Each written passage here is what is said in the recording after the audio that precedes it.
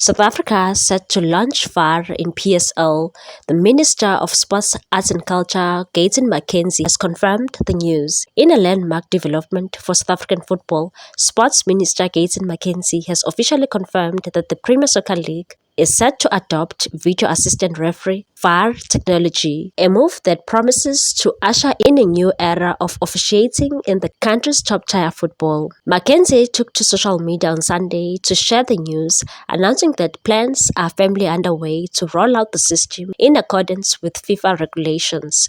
Crucially, the integration of VAR must be managed through the South Africa's Football Association SAFA as per global guidelines. He said, "Our team recently met with SAFA leadership. We now have a clear and actionable plan to bring VAR to South African football. The money is available and training for referees has already been budgeted for.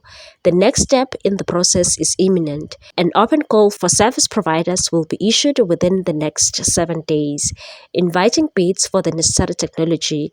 This move marks a significant milestone in South Africa's efforts to modernize its football infrastructure and align with international standards." McKenzie expressed gratitude to both SAFA and the PSL for their cooperation and commitment to the initiative and said, "We are committed to ensuring that VAR is introduced in line with FIFA regulations, with full collaboration from both SAFA and the PSL. The introduction of VAR is expected to enhance accuracy in match officiating, reduce human error, and improve fairness in decision-making. A welcome change for fans and players alike. While technology has not been without controversy globally since its debut in 2016, it has become a mainstay in all major football leagues and tournaments, including the FIFA World Cup. With referee training already factored into the rollout budget and administrative steps now in motion, South Africa appears poised to take a giant leap toward a more modern and globally competitive football landscape."